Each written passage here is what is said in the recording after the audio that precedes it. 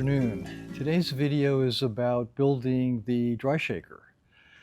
The dry shaker is working pretty well. I'd say it beats my expectations. So for 300 minus mesh gold, I'm getting 60% recovery, and 200 mesh to 300 mesh, I'm getting roughly 80% recovery. So in this video, I'll lead you through the process from beginning to end, starting with the raw materials and making a dry shaker. It's not something that's for everybody, obviously, but even if you don't intend to build a dry shaker, you may enjoy the video. So let's get on with it.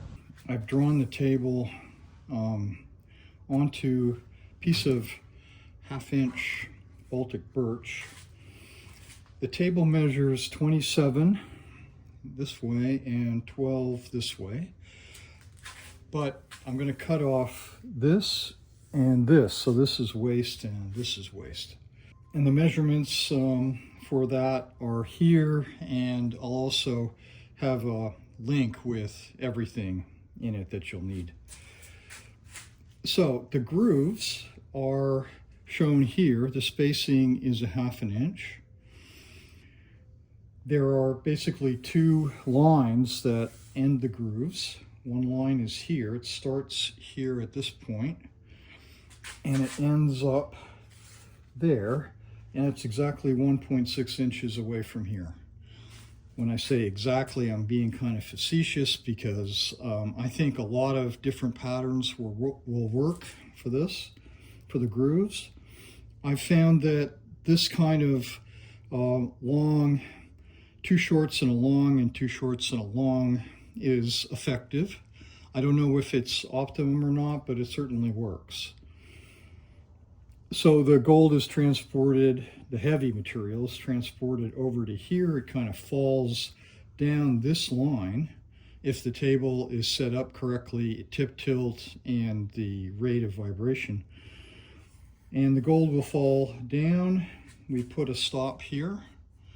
That stops the tailings from getting into the cons. There's a con port here, there's a tailings port here, which I'll draw in a little later. And that's about it. The stop is just another piece of 1/2 inch plywood, and I'm going to make the entire table out of 1/2 inch plywood plus a little bit of hardwood. So here's a 10 inch saw blade, and we'll be cutting a groove. So I want to stop the saw blade before it gets to the end of the groove, and I found that if I do that about a 1.5 inches away from the end of the groove, I have enough material left in the table that I can take some sandpaper and make a nice transition. So I need to draw lines down that represent the places where I'm going to stop. I'm going to continue those lines all the way around to the back side so that I can see it when I'm cutting the grooves. So let's do that next. Okay, so this square conveniently has 1.5 inch wide blade. So suppose I want to know where I want to stop the cut, which is the center of the saw blade. So let's say I'm doing this one. So I'm just going to put the square up against there. This is 1.5 inches, so I draw a line there, and then I transfer that to the back side of the board. Okay, I've got all the marks here for the long grooves, and they're transferred across to the back side. So I stop the center of the blade right there, and I'll cut these grooves right now. Okay, so here's the blade I'm going to use to cut the grooves. It's 1/8 inch wide, full kerf, and it's got a flat profile. So that'll leave a flat bottom groove. I'll use it twice per groove, so I'll get a 1/4 inch wide groove. I got the blade in here, the full kerf blade with the flat top. And now I want to adjust the depth of this. So I've got a piece of scrap here, and I'll just try some cuts. That looks like it's too deep, so I'll start a little shallower than that. And I'll keep cutting it until I measure a depth of 140 thou.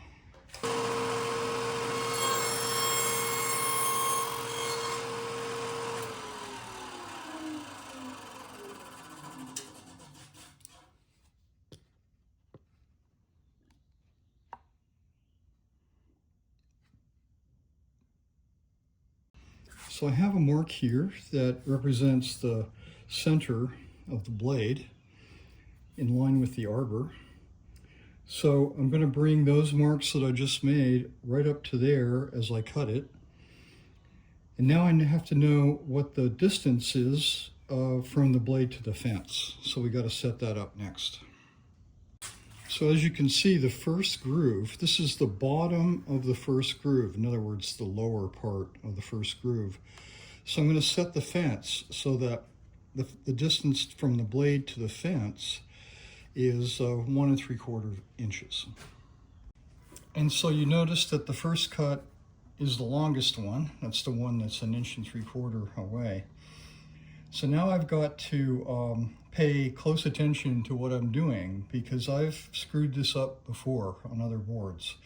So I've got to think about where the cut ends each time, and that's these marks. So the first cut's going to go to here, the second cut's going to go to here, and so forth. But I'm going to make 2 passes at this setting because I want the grooves to be 1/4 inch wide, and the blade is only 1/8 inch wide.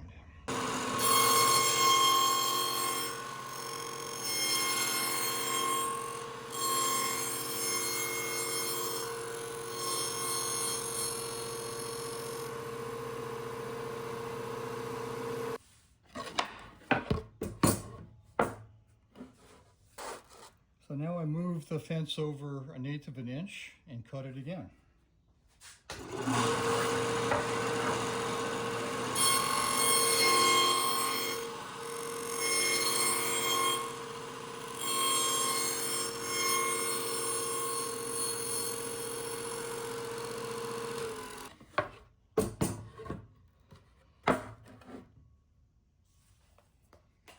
And there it is, a nice groove. Well, I just screwed this up, and that's not uncommon for me to do this while I'm cutting this. So this cut was supposed to be here. So I'm not going to throw this board away, so I'm going to call it a happy accident, finish it, finish the groove, and maybe it'll actually help extract a bit more gold. We'll see. Anyway, I'll try to do the rest according to plan. Okay, well, this time I got it. I finished the job without making any further mistakes, mostly because I had the good sense to write down the fence settings, and that helps a lot. So now the job is to take some sandpaper, fold it up, and clean up these transitions. So I want a very smooth transition for the heavy material to walk back out onto the table. So I'll do that first with 80 grit, and then I'll move to 120 and so forth until I'm up to 220, and that's good enough.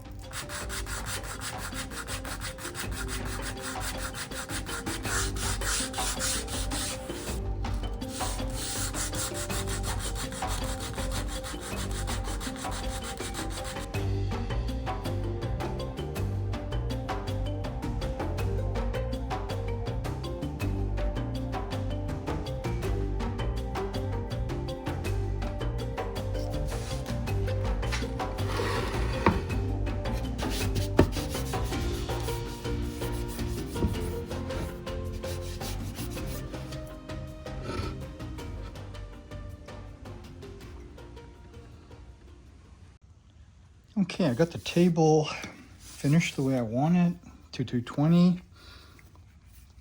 I bought some specially sized Forstner bits to make these holes. This happens to fit the OD of 3/4 inch PVC perfectly. So I'm just gonna mark the rough center of that. Close enough. And this one's just a little bit too big. I could have used a 34 millimeter, but that's okay. This is for the tailing support, which is 1 inch PVC, which goes right there, basically. All right, I got 2 holes marked, and I'll use those bits to make the holes. All right, con-sport tailing support. You can see what I mean. That bit could have been a millimeter smaller, but that'll fill in fine with epoxy, and this works perfectly.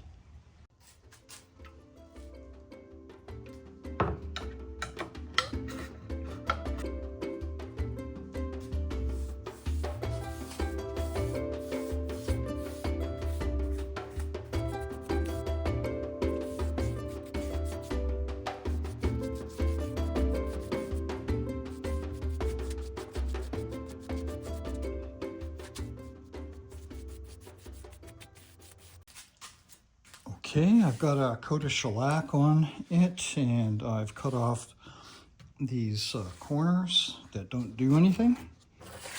And I've made sure that I got a nice straight edge. I did a little sanding and planing and so forth to get that nice and straight.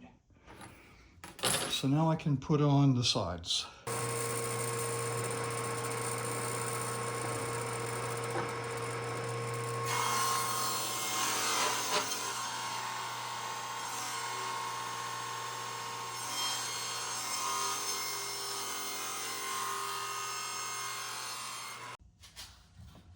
So what I do now is I just carefully go around and fitting all the pieces. I'm letting it overhang on the other end out there until I get this corner the way I want it. And I'll just keep taking a bit off at a time with the sander. So that's certainly good enough. And this doesn't have to hold water, so, you know, it doesn't have to fit perfectly either, but I got that quite good. And this end's got just a little bit of an overhang, which I'm going to leave because I can always take the belt sander and sand this whole thing flush at the end. I'm going to use one of these combination countersink and pilot drill bits. They're super convenient. So I'm going to keep just a touch of overhang here because I'll file that off to get it really flush, and then I'll go in here. That's too high.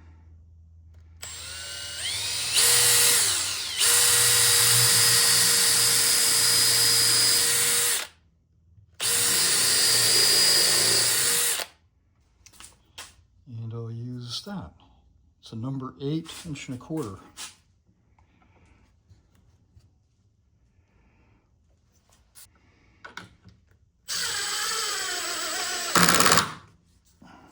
It's overkill, but gets it done. And I've got that flush or just a little bit proud right there, because the next piece will go on like that.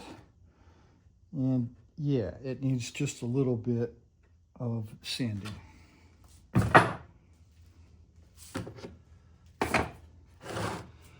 And I'll just go around the whole thing like that. I'll do this one next to here and so forth. Okay, got it all the way around. Didn't take very long at all this time. I'm getting better at it. Got a little bit of cosmetic work to do. I use a Shinto file to do that. All cleaned up. And I cut a little divider for this. So I'm gonna screw that on, and that'll be the wood piece of the tabletop. All right, so I'm gonna switch to making the motor mount and the eccentric connection. So here's the motor I'm going to use. It's a 12 volt DC at 600 RPM, and this is a little smaller than 1 inch. And so I'm going to mount it like that. So I need to drill a 1 inch hole there. So that'll take care of mounting that. And then this is the two pieces for the bearing block. The bearing is going to go into a recess like that and like that. And I have two that are symmetrical like that. So the bearing, the cam will be inside of here. There'll be a bearing there and a bearing there. And I'll use a Forstner bit to do the recess. The bearing is 7/8, and I have a 7/8 Forstner bit.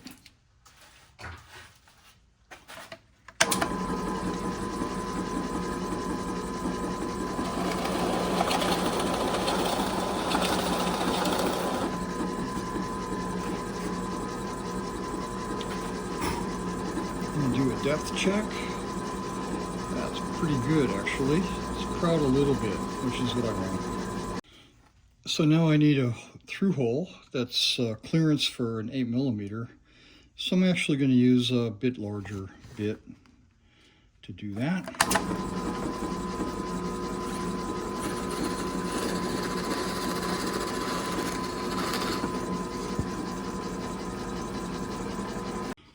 Now I'm going to make the clearance hole for the motor.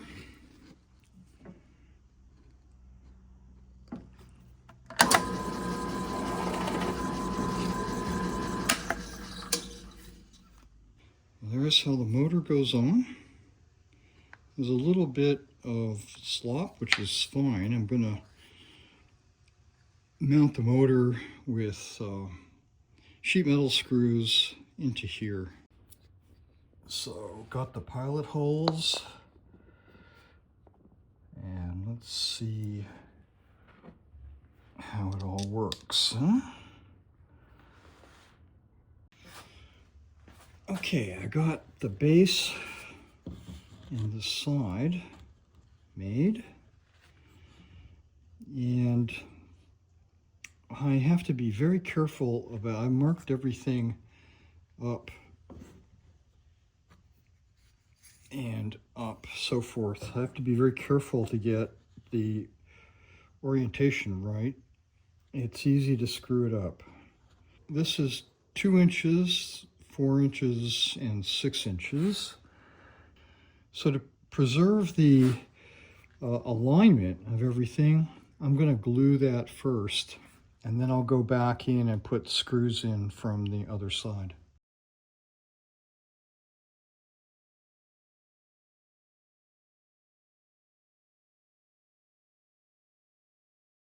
Now I'm going to make the cam. This is a piece of Delrin. It's 1 5/8 in diameter, and I'm going to hack off about 1 inch of it. I'm going to measure this diameter. It's 1/644. So half of that is what, 822. 1/644, 822, right. So that would be halfway. I want to find the center of this thing. So I'm just gonna do a little scribing.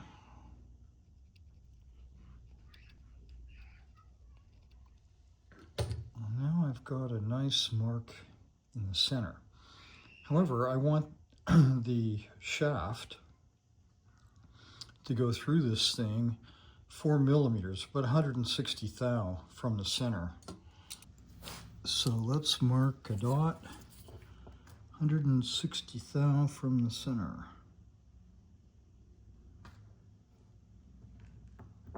So I've checked it. It's very close to 160 thou from the center of the Delrin disc.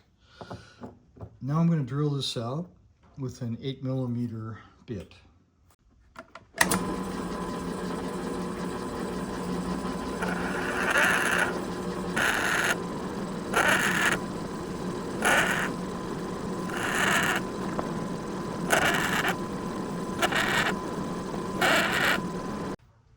Now I'm going to drill and tap a hole for this set screw.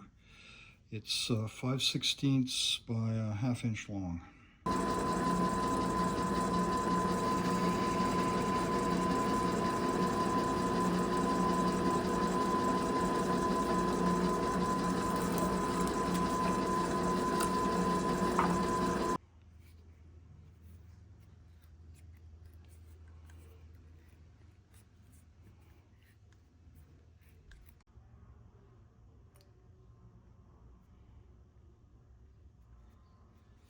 So while you weren't looking, I painted the motor assembly. This is the shaft that drives the cam. And I'm just going to hack off a bit of this 8mm stainless steel rod to about there with my angle grinder. So the first thing I'm going to do is get the motor mounted into there with these screws, sheet metal screws. All right, motor installed, and now I got to find the right Allen wrench for this shaft coupler, but that's going to go on like that. So that's 2.5mm, and that's tight. Okay. Now here are the two bearings. One goes in there, one goes in here. And that's supposed to go in there. Right.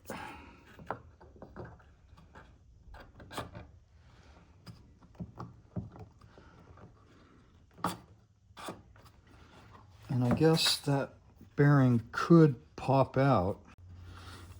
All right, so I can get a collet in there. Let's put this in here. I want to mark the location of that set screw on the shaft. All right, so I ended up doing that on the belt sander because it's hard. The file wouldn't touch it. Okay, so now that's all ready to go. So the assembly goes what? Like this. I need a bearing in there. All right, bearing in there. What's the next thing? So as I slide this through, I got to put the cam in it. So there's going to be a bearing there too, and I'm going to wait for that. So let's see, what do we do? So that's a tight, nice tight fit.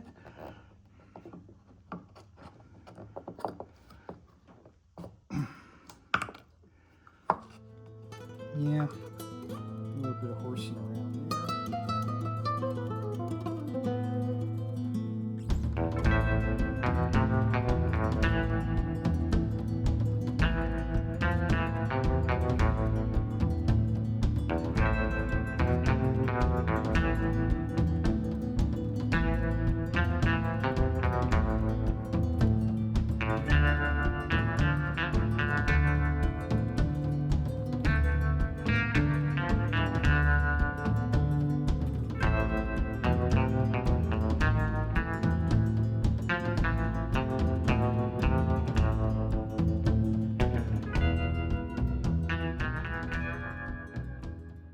I'm going to cut the flexure supports. I got a piece of white oak.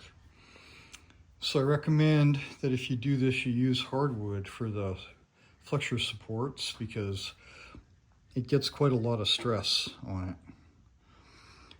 And so I've set it up. This is a 2-inch wide piece. I've set it up to cut right down the middle of that.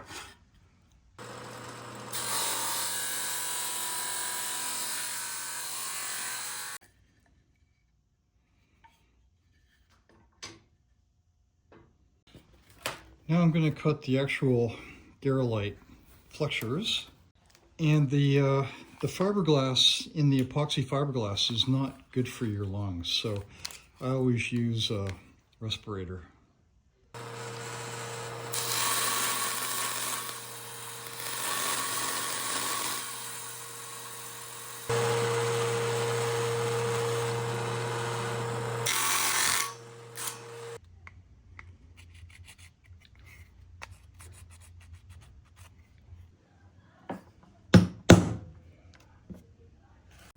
So this is the screw I'm going to use. It's actually a sheet metal screw, and it's from China. It is stainless steel, but they say it's black oxide. Well, just black paint. That's okay. It'll work. So I'm going to drill a pilot hole first in here. That's the right size pilot hole for this, which is 130 thou. And we'll do that in all of the pieces.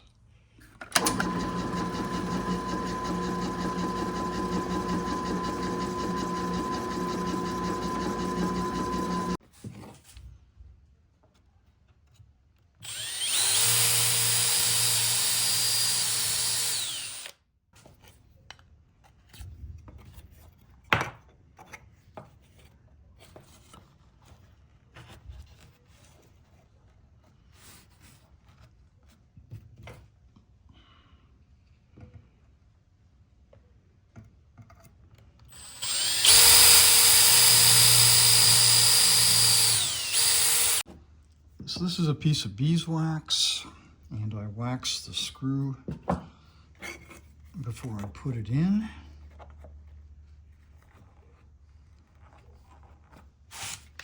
Because the hardwood is hard, and that makes it a lot easier.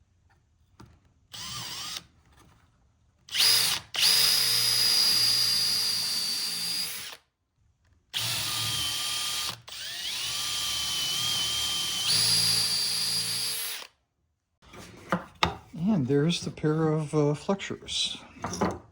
This is the base of the motion stage. And I'm going to put the flexures, supports, onto here. And it's important to get this right. I almost screwed this up once. This orientation is totally different from that orientation. So make sure it looks like that. So I'm going to glue these on, and then I'll screw them from the back. This base is 10 inches wide and 13¼ inch long.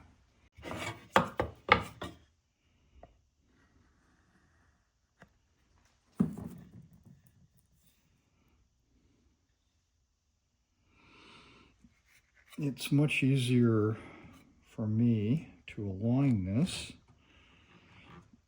and let the glue dry than to try to put the screws in right now.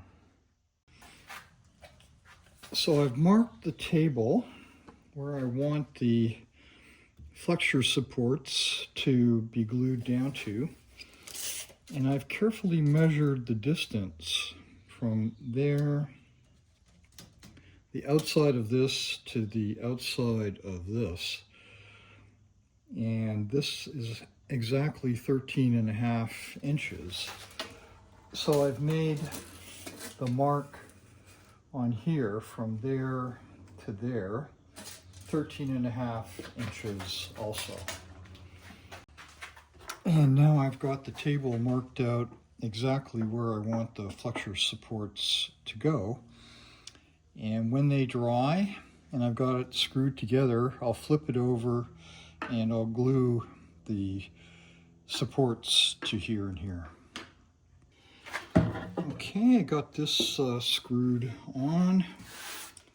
Now I'm going to glue it to the table. So they have to be parallel to each other, and these have to be the same angle, 18 degrees.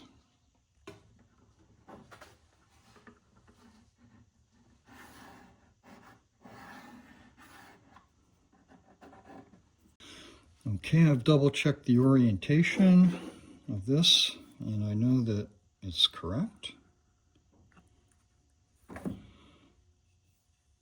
So I'm going to put a nice thick layer of glue. Make sure we get some squeeze out. And of course, it'll slide for a moment, but then it'll grip. So the motor, of course, mounts on this base, something like that. And I'm going to look at the drawings and figure out where exactly I put it.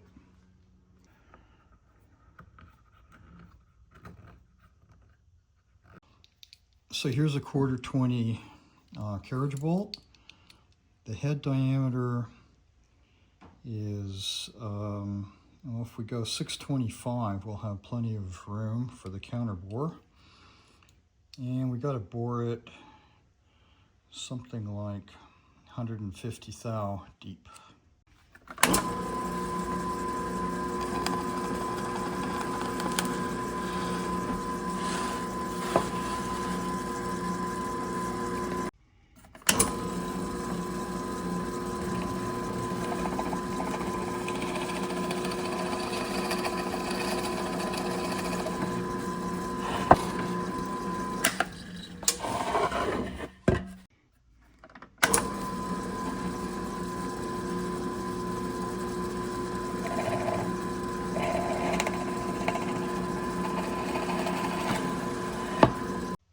Okay, carriage bolts have been pulled through.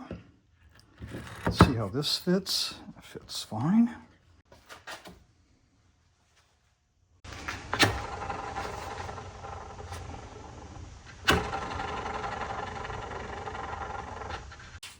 All right, now I'm working on the mount for the skateboard wheel, which is going to be like that, I guess, something like that. So I've drilled a counter bore for the carriage bolt, and they go in like that. And I'll pull that up tight. And then I'm going to make some slots in here so that I have some tension adjustability. In other words, I can spring load the table.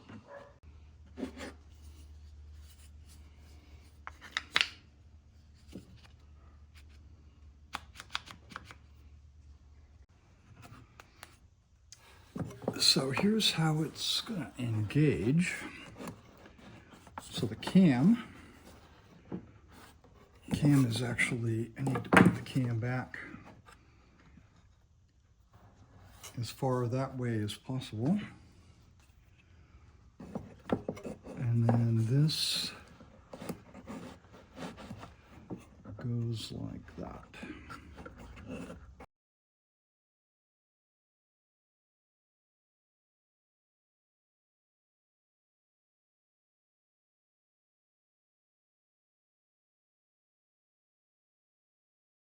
Okay, we got the pieces together and everything together. Notice there's shaft collars on here. These things come with their own bearing.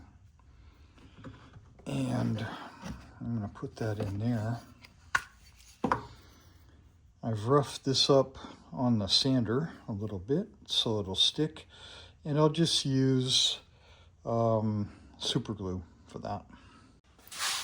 So right there, I'm on the center of the cam, and I can just apply glue to there and just let it set.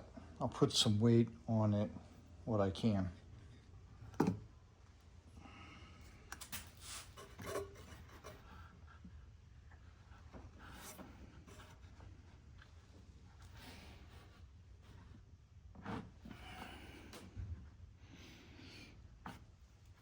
All right, next day, and the glue has dried. So what I'm going to do is put this together.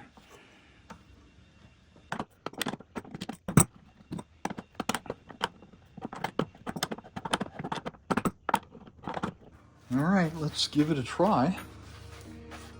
I've temporarily wired the motor to a controller and a battery.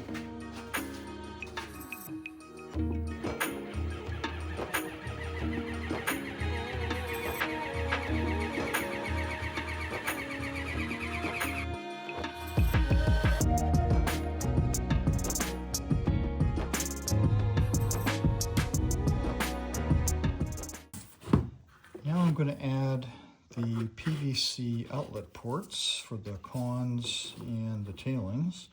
This is 1 inch, this is 3/4 inch PVC. Got some masking tape on there. That'll prevent the epoxy from leaking out, because I'm going to do this from this side.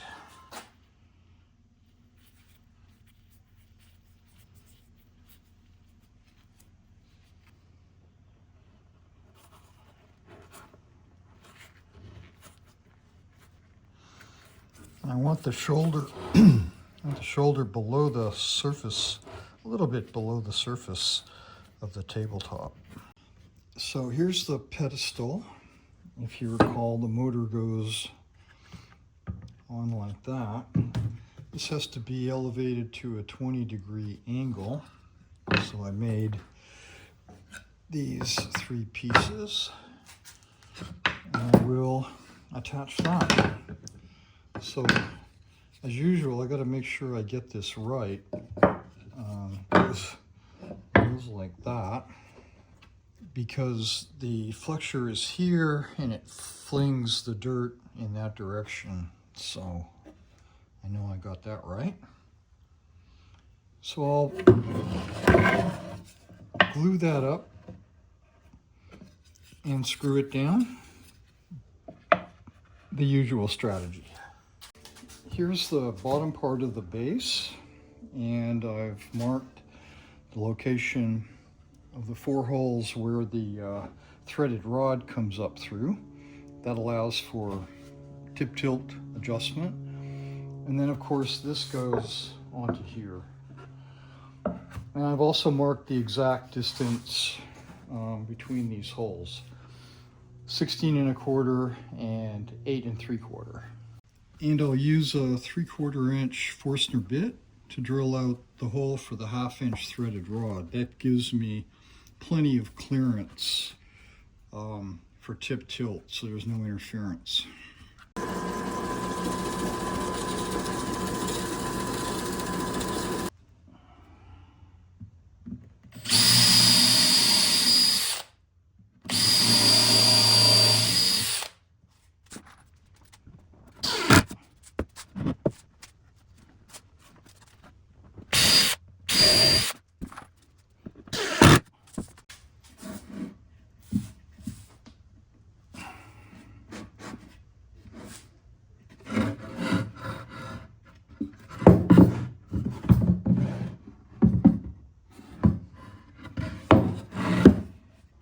So that's cured up nice. Remove the tape. That's what we got.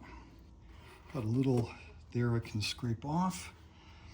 It's not totally fully cured yet, so I've got a chance to clean that up. Now I'm going to make the supports for the threaded rod. This is 1/2 inch. I think it's 1/2 inch 13. And I'm going to make the supports out of this piece of white oak. It's a beautiful wood for construction. Very strong, very stiff. So I'm first going to cut this 1.5 inches wide. I'm going to cut 2 strips, and then I'll put a dado, 1/2 inch wide dado, down the middle of each of those strips as carefully as I can to get it right in the middle. And Then when I flip this over like that, I'll have a 1/2 inch wide square tube running through the piece.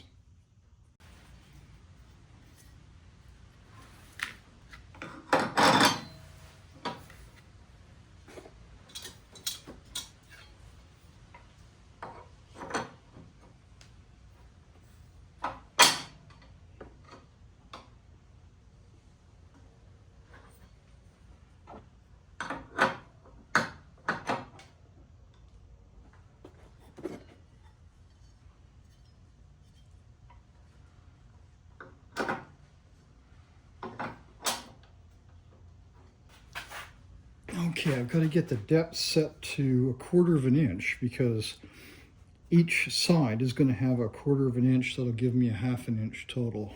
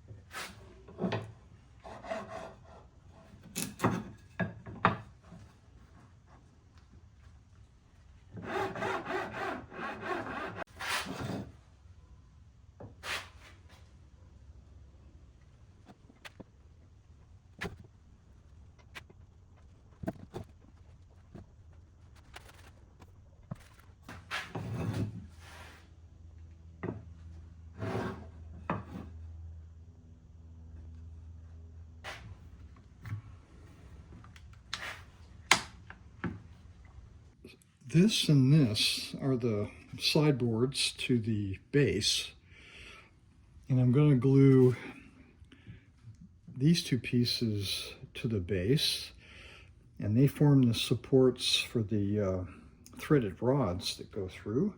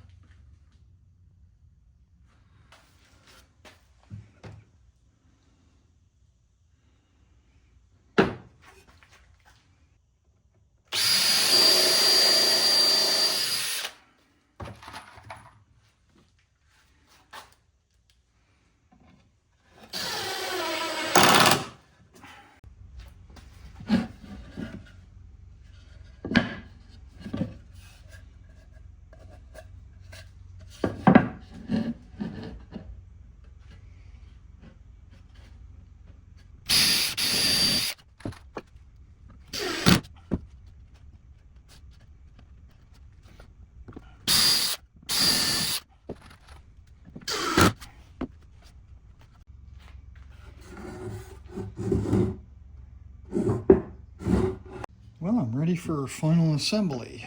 So I got the motor wired in, pretty simple. I like these connectors, they're waterproof and so forth.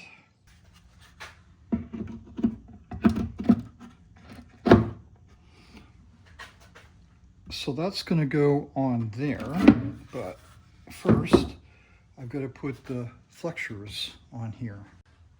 Okay, so I got everything painted while you weren't looking. I've left this glossy. I'm going to try that first, but I think I'm going to have to sand this down to like 120. And there is a pair of flexures here. And now I can put this onto here. And I've mounted these flexures up here so that I can put the motor on now.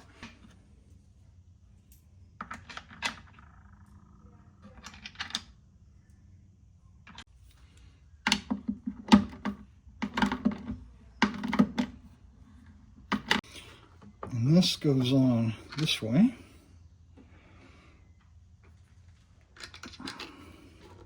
And then I've got some wiggle room to adjust that when it's in place. Now the cam should be in its fully retracted position, in other words, as far away as possible in that direction. And now I'm just going to flip this thing up and put it on.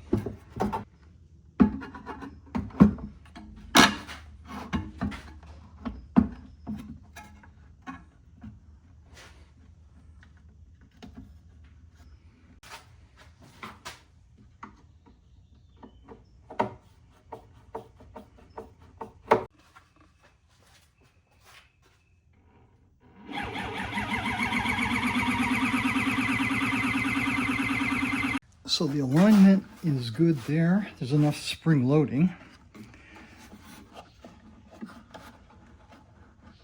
And what I mean by that is there's enough force from the springs to return the table back all the way as the cam goes around. I'm going to use the level to set this up for 0 in this direction. So to do that, I use these knobs.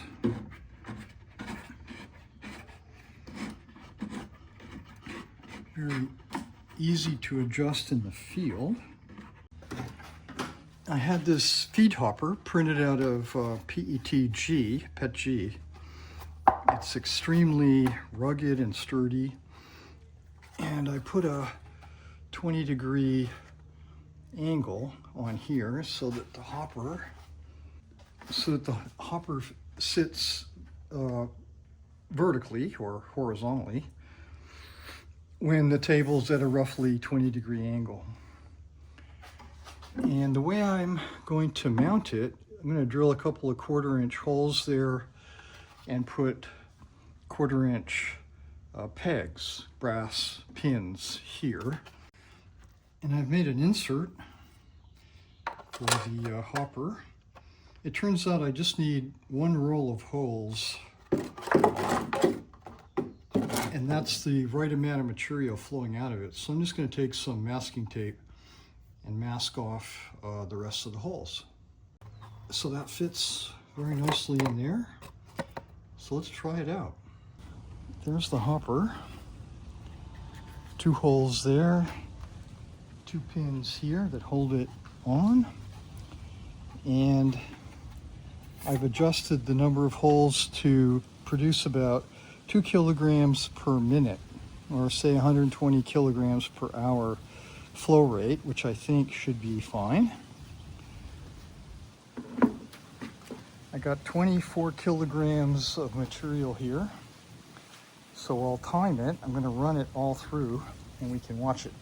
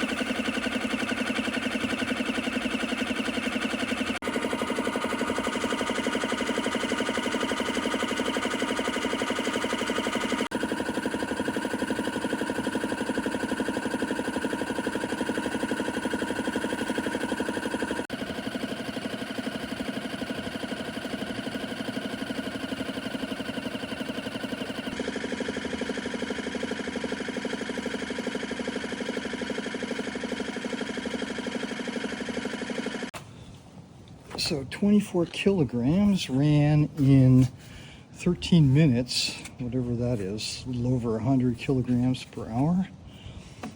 And I got 1.5 kilograms of cons and a bucket full of tailings.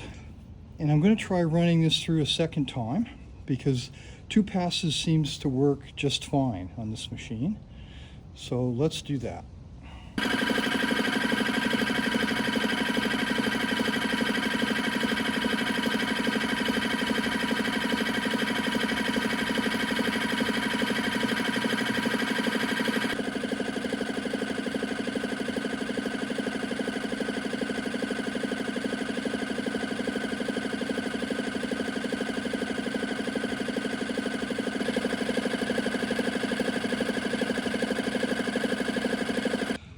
after the second pass, I'm left with 250 grams.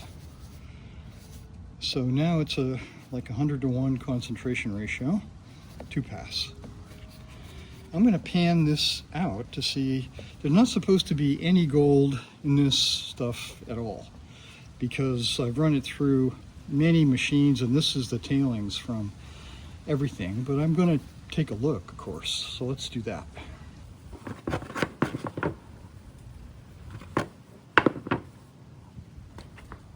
So, as I said, I don't expect anything in here.